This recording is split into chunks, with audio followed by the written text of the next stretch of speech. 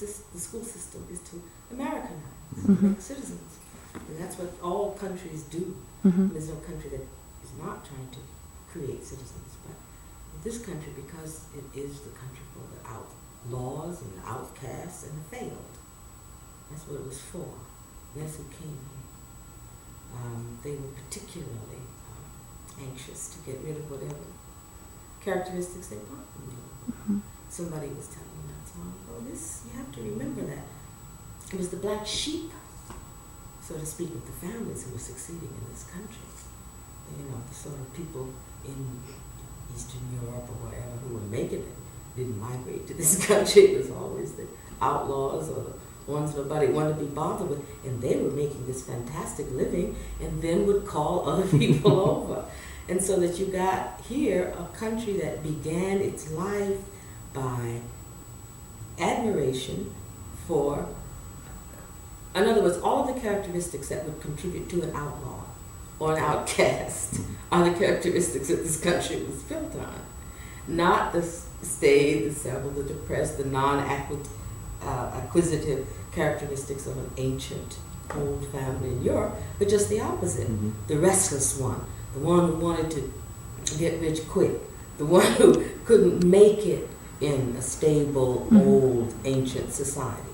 That was the one who came to this country, very much like in Australia. Therefore, you know, the characteristics that were deemed American, you know, are those that you see described in the robber barons. They took it, and now I think we probably really do have a past. Therefore, we can therefore have nostalgia. But you know, it's still a very young country, and those are the characteristics that are still seen. If you are not a shark, if you do not overrun people, if you don't produce any leaders because you don't want to be led, if you'd much rather live small, that's failure in this country. That's failure.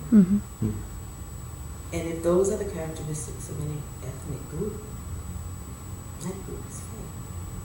But those who strike out and take advantage of other people's ignorance or poverty or need and get rich, I mean, it's a deplorable human thing to say. It's a successful American story. It's true. Most of the great wealthy families of today were the robber barons of yesterday. They were just thieves. That's right. Calculated, unbridled thieves. Conveniently hidden now.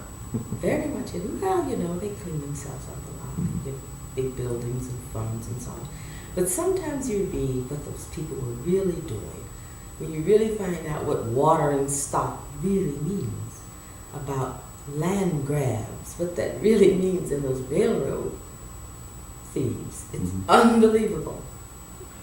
I see it now with a much clearer eye because, you know, the names were resonant with some sort of fantastic power. But when you see who they were and what they were doing to get that money, it's absolutely, it's really unbelievable. But those are the people who now, the museums and the libraries and the foundations are named after them. And they're